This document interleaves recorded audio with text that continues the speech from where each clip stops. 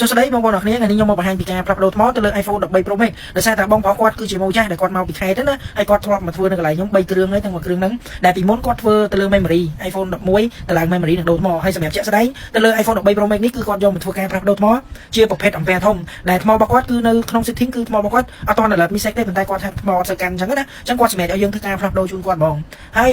ម្ដងទៀតគឺគាត់ផ្លាស់ប្ដូរអេក្រង់ពីមុនមកអញ្ចឹងនេះគឺជាគ្រឿងទី3ហើយដែលគាត់ធ្វើមកធ្វើនៅកន្លែងខ្ញុំដែលគាត់ជីកពីខាងខេត្តកំពង់ចាមមកណាបងប្អូនឥឡូវនេះយើងចាប់ផ្ដើមធ្វើការកោះអេក្រង់ខ្ញុំនឹងបង្ហាញទៅកាន់បងប្អូនទាំងអស់គ្នាថាការផ្លាស់ប្ដូរថ្មទៅលើ iPhone 13 Pro Max ឆ្លងកាត់ដំណាក់កាលណាខ្លះទៅលើការផ្លាស់ប្ដូរថ្មដែលជាប្រភេទអំពែធំណាឥឡូវនេះខ្ញុំចាប់ផ្ដើមធ្វើការដាក់ជាមួយនឹងពុម្ព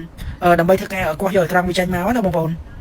ចឹងឥឡូវនេះគឺយើងដកវាទៅតាមតំណើរបស់វាចឹងណាបន្ទាប់ពីយើងដោះវាមកគឺយើង check មើលម៉ាស៊ីនជូនគាត់ដែរថាម៉ាស៊ីនរបស់គាត់ពិតជាសំណុំស៊ីនមែនឬក៏មិនចឹងណាចឹងយើង check មើលទៅអូខេគាត់ទិញបានម៉ាស៊ីនស្អាតហើយអត់មាន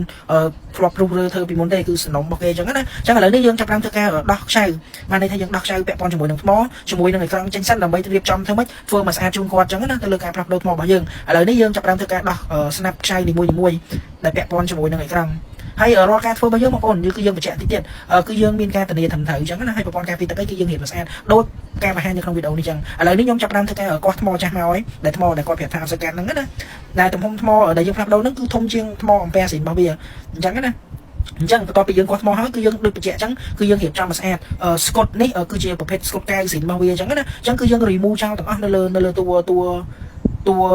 រស័ព្ទណាគឺយើង remove មកស្អាតបន្ទាប់មកគឺយើង clean សម្អាតវាហើយយើងរៀបចំផ្លាស់ប្ដូរថ្មហើយនេះថ្មដែលយើងផ្លាស់ប្ដូរគឺយើងផ្សារជាមួយនឹងប៉ុកផ្សារដើម្បីធ្វើម៉េចឲ្យគុណភាពថ្មរបស់បងប្អូនយកទៅប្រើបានល្អអញ្ចឹងណា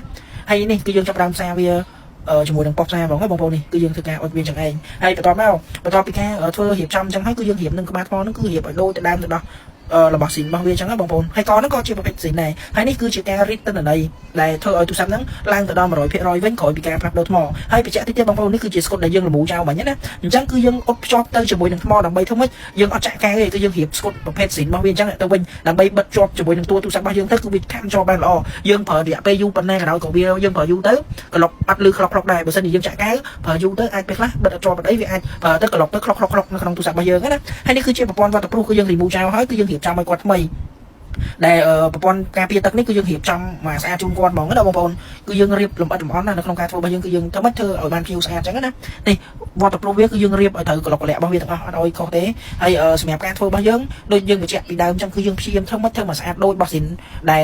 ចេញពី Apple មកម៉េចគឺយើងព្យាយាមធ្វើម៉េចធ្វើឲ្យបានស្អាតបែបនឹងទៅវិញអញ្ចឹងណាបងប្អូនអញ្ចឹងឥឡូវនេះខ្ញុំចាប់ផ្ដើមដាក់ជាប្រភេទថ្មដែលយើងបានផ្លាស់ប្ដូរនឹងរួចរាល់ហើយគឺយើងរៀបចំបញ្ចូលអញ្ចឹងណាបងប្អូនអញ្ចឹងបន្ទាប់ពីរៀបចំហើយគឺយើងហើយប៉ុណ្ណឹងបងប្អូនគឺយើងចាប់អេក្រង់ចាប់ sensor ចាប់ប៉ាងដៃរបស់វាទាំងអស់នឹងបញ្ចូលមកវិញមកគឺរួចរាល់ក្នុងការធ្វើរបស់យើងហើយការធ្វើរបស់យើងគឺមានទស្សនវិជ្ជាត្រឹមត្រូវច្បាស់លាស់ពីកន្លែងយើងផ្ទាល់ផងដែរអញ្ចឹងណាបងប្អូនអញ្ចឹងតិចទៀតហើយដល់បងប្អូនគឺយើងចាប់ខ្ចីចូលអញ្ចឹងណាហើយមួយរយៈនេះអត់សូវបានចេញវីដេអូដោយសារតែមានធុរៈអត់សូវបានចេញវីដេអូតែចាប់ពីថ្ងៃហ្នឹងទៅគឺយើងនឹងព្យាយាមធ្វើម៉េចចេញវីដេអូជារៀងរាល់ថ្ងៃរាល់ការធ្វើរបស់បងប្អូនហើយឥឡូវនេះគឺខ្ញុំរៀបចំរួចរាល់ហើយបងប្អូនចាំមើលអ្វីដែលយើងធ្វើហើយគឺយើងចូលទៅតេស្តនៅក្នុង setting ហើយក្នុងការធ្វើរបស់យើងគឺយើងតេស្តជាមួយនឹងម៉ាស៊ីនធ្វើតេស្តដើម្បីឲ្យប្រកាសថាក្រោយពេលដែលយើងធ្វើហើយគឺថ្មបងប្អូនយកទៅប្រើកាន់ហើយនឹង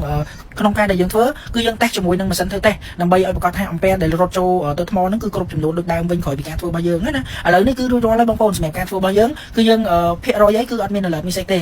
ទៅលើការធ្វើរបស់យើងណាអញ្ចឹងឥឡូវនេះយើងចូលបាត់តេរីដើម្បីទៅ check មើលថ្មគឺថ្មគឺឡើងទៅដល់ 100% អញ្ចឹងវីដេអូខ្ញុំមានតែប៉ុណ្្នឹងទេបងប្អូនសម្រាប់ការផ្លាស់ប្ដូរថ្មណាជួបគ្នានៅវីដេអូថ្មីក្រោយទៀតអរគុណ